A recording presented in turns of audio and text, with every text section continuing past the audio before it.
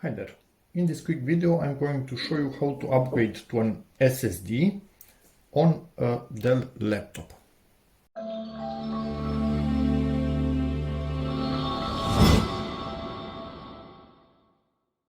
Basically, this method should apply to kind of any brand of laptop, especially Dell, as long as you have a 2.5 inch SATA internal SSD. So let's get to it. What you first need is a bootable drive of mini-tool partition wizard. We will use this little software to clone the hard drive in the laptop onto this SSD. Any cloning software that can be put on a bootable drive can be used for this step. I will try to link a few of them in the description. Second step, or maybe this should be the first step, is the SSD itself. In this case, an ADATA 512 gigabytes. If possible, try not to put your hands on the gold-plated contacts. If you have an idea what that means, presumably in Chinese, here it is. And if you want to know more about the model, maybe you can find it by this info. Anyway, any SSD is better than a hard drive in speed, so don't go for really expensive ones if you want to not spend a lot of money if you are on a budget. This thing goes into the third thing that you need, which is an adapter from USB to SATA. This plugs in here. And such an adapter basically can be used later to attach your old hard drive externally and use it as an external drive. Some of them actually come with an enclosure. So that would be awesome to reuse your old drive as a portable drive. This one is without an enclosure because I only use it to clone stuff. At this point, you kind of need to find a free USB port, plug it in, plug the bootable drive in another USB port, power on the laptop, and in my case start pressing F12 because this will bring me to the boot menu on this Dell model. In other cases I will link a series of videos in the description that show how to go to the boot menu on various brands of laptops. Now I will zoom on the screen because this is what is important from this step on. In here we go to our USB storage device. I'm not sure, plus I need to, or space, to expand this. Maybe tab? Nope, tab isn't working. Space no, enter. If I hit enter, it will randomly boot from either the SSD or my thumb drive, but it decided to boot from the thumb drive because the SSD doesn't have an operating system on it. It's not bootable. But yeah, normally that plus means that you can expand that menu, but I didn't want to do it. Now let this thingy boot. It's based on Windows, so we will see the Windows logo at one point and then it will enter the tool.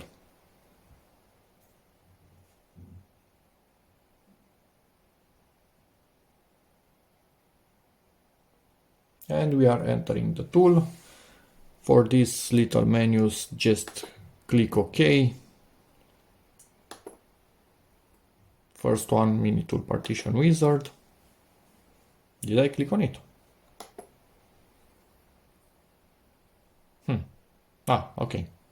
It was doing its thing in here. And you can see the ADATA SSD. And we can go here, migrate OS to SSD hard drive wizard. Click on it. I would like to replace my system disk with another hard disk. I will not keep the original disk in my computer, so we are not selecting B. Next. our original disk. Let me see. This one.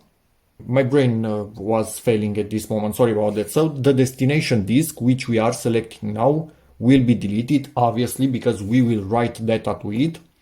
So yeah, although it's already empty. So we are migrating to the SSD. It's selected.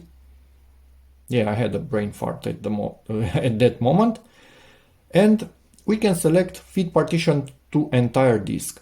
This will make sure all partitions are resized correspondingly to the new drive. I'm actually replacing a 512 or 500 gig hard drive with same size of an SSD. So yeah, it should be absolutely no problem, because basically nothing will change in size on the partitions. You also have a help in here if you want to see tutorials. I think it will take me through all of the partitions. Okay, let this be selected. It's good to have the partitions aligned to 1 megabyte for speed on SSDs. Yes, and it tells us we need to reconfigure the BIOS to boot from the new SSD. Not really in my case, because I'm taking the old hard drive out and putting the SSD in. So the boot sequence will be the same, basically, from the point of view of the laptop.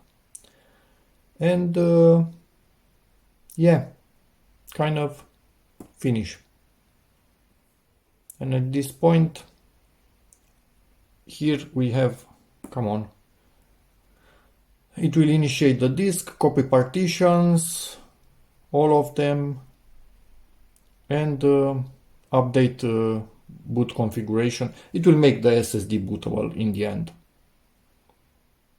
So let's give it an apply. Close all other applications. We are booted directly from a USB drive, so there are no other applications. And now we wait. It might take a while depending on the size of your drives and the speed of your USB adapter.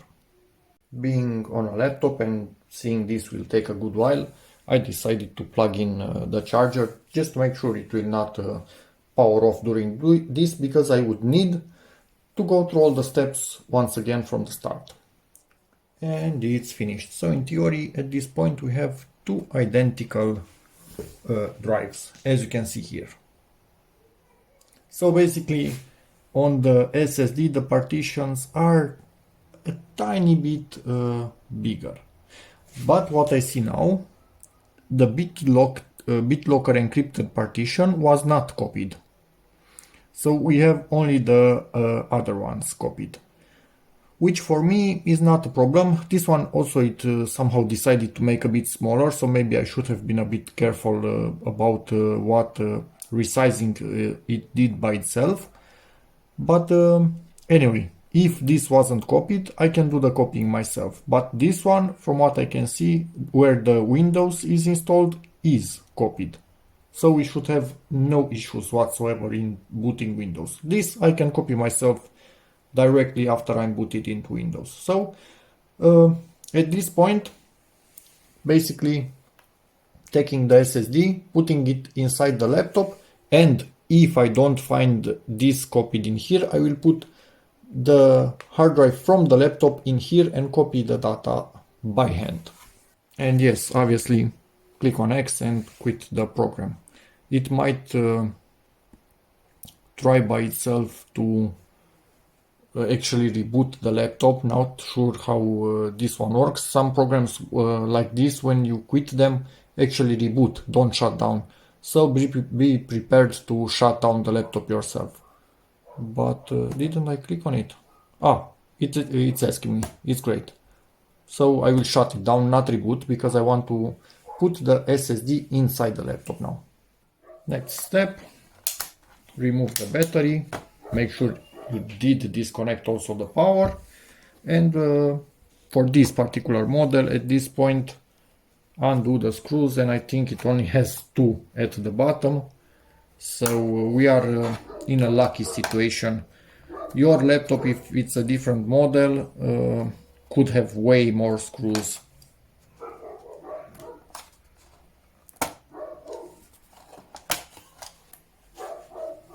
I don't think I undid this one properly. Nope, it wasn't properly undid. Voila, I present you my hard drive, which from the looks of it doesn't have a caddy, so I will just pull on it. It was just hanging in there for its life. So that's a bit weird. I might have put double-sided tape on the other part of the hard drive. Yep, I think I did. Yeah, I did for sure. So it was not hanging in there, it was held with double-sided tape. So this is coming out. SSD is going in. Normally you have a caddy and you need to undo some screws on the side. Screws, for example, here, but this laptop came without a caddy.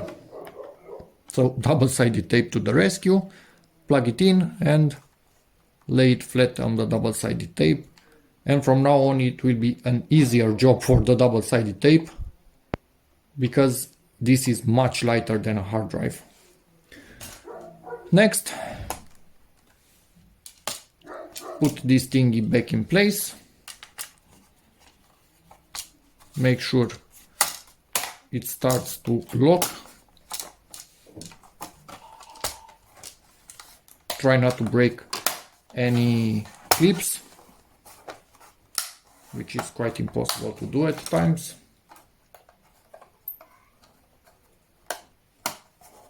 Put back the screws.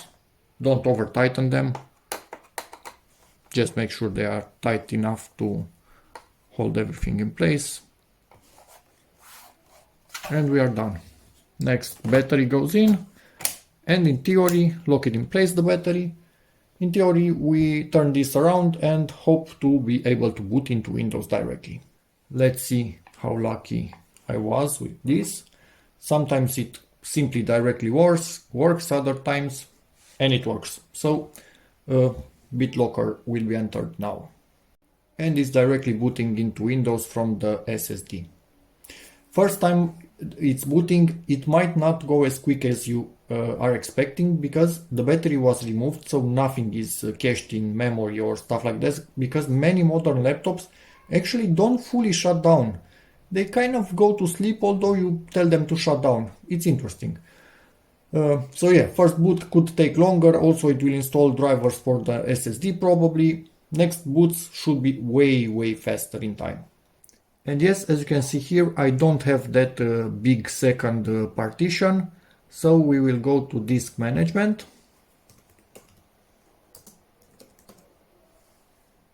I think we need to go to computer management.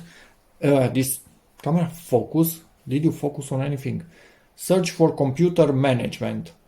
But I'm in Romanian, so gestionare computer. And we will create another partition and also actually storage, disk management. Also we will need to hide this one because this is one of the hidden partitions, but the software didn't know to hide it. This is a bit annoying, but anyway. Let me see. And this is because it doesn't have power plugged in. The battery is not an original one and kind of does that. It's a bit weird. I thought it's from the GPU. It's not. From the battery. Why does it? I don't know. I don't really remember where can I hide the partition from. Let me search for a bit. Yeah, it was kind of simple. Right click on it, change letter, and you don't change it, you just get rid of it. And yeah, the partition still exists, still has data that Windows needs to boot, everything is good, and we have an empty space. So we create a new partition, next, it will take the maximum directly from the start, D letter is good, next, NTFS, I will put the name of the partition data, next, finish. And now we will have here, but it's a logical partition. Did I not, wasn't I, yeah, let me delete it. I wasn't careful and I didn't create a primary partition. So again, new partition, next, come on. I need a primary partition. Will it not let me? And DFS. What? Somewhere it should be allowed to change. That's weird. Cancel. Let me see what can I do now. Delete partition. Yes, and only now I think I can create a primary partition. Next. Next. D. Okay. What? It will not allow me to make a primary partition. It seems not. That's a bit weird.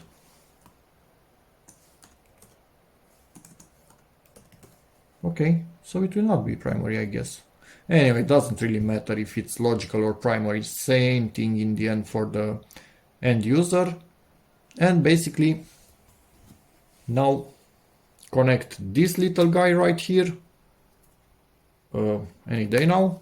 Plug it into USB and copy all my data from the partition that wasn't copied by default. Not really sure why it wasn't, but it seems because it didn't like something with it, with the BitLocker encryption. It should pop up any moment now. So we have the big partition, and one of these two, I think this one will be the one that I need to copy data from this to this by hand. And now I just come in here, select everything, Control C, go to this thingy, Control V. And it will take a good while until it's finished because the hard drive will be slow. SSD fast, that's in the laptop now, but hard drive slow. So let it do its thing. And the copying is finished. Now I can unplug this thing, but obviously first use safe eject. And next, in a separate video, I will try to see why this has a different size than it should have and how I can fix it. Because Minitool Partition Wizard cannot stop the device. I need to see why it cannot stop the drive to take it out. Minitool Partition Wizard is reporting the proper size. Only in here we have the wrong size. So I will give it a restart. Also, in theory, I should be able to have 4 primary partitions on this drive like I have in here, but it didn't allow me to create the 4th one. So something is a bit fishy with these partitions after the cloning. They are working, but yeah, let's check with Minitool Partition Wizard because this disk management from Windows is a bit limited at times and a bit hard to use. Downloading and installing Minitool Partition Wizard. Free edition, good enough for what we need. Should be, come on. Yeah, I don't have a mouse and I'm working with a trackpad which isn't that great on this particular laptop. Come on, okay. So it finally went, save, and I will run it and install it. Be back when it's installed. Installing finished, we will launch it and see what it detects. Now with the Windows version of Minitool, I can right click on this and set partition as primary. Although, is that the correct thing? Maybe, no, type primary. I think, yep, that should be set partition as primary. Yep, that's the only thing that we need to do. And master boot record allows for 4 primary partitions, so we should be all good. Okay, we have a primary partition. And this little guy, for the moment I'm not formatting until I see that everything is working perfectly. And yeah, After that, it will become presumably either an external drive like I explained in the beginning of the video, or I will put it in another laptop. Who knows? Let's wait for that. And actually, Minitool Partition Wizard was wrong. This is a bit weird and interesting at the same time. But yeah, at least now we have the correct value and I can re-encrypt that drive and basically be done with it. And you can see the 20 gigs that are unallocated. So basically somehow they were in here in the encrypted partition but were not used. So what I could do now is move resize, and I will make it, I don't know, 110 gigabytes. And the rest of the remaining space, move resize this one, and oh, not allowing me to do that? Because there are other partitions between them. Let's see, can I move this one right here? Let me try and use the move resize. Come on. And get this little partition right here. And now, again, move resize and increase this partition to the max. And this unallocated space should be gone. And we have a bigger C drive and a bigger D drive. And no issues whatsoever anymore. So there was something in there that was, come on, apply, that was basically reporting the size of the partition wrong. Drive C is being used now, so yep, restart now, and it will do this in another MS-DOS environment, or maybe it's based on Windows or Linux, not really sure what environment it will boot into. Maybe something based on Windows, I don't think Linux, and probably not MS-DOS. We'll see when it restarts what it gets itself into. And it's beginning to do its thing. Could take a really long while because it's doing this in MS-DOS, which for many things it's quite slow. But doesn't seem to be going that slow. Yeah, we'll see. Just let it do its thing and be back when it's finished.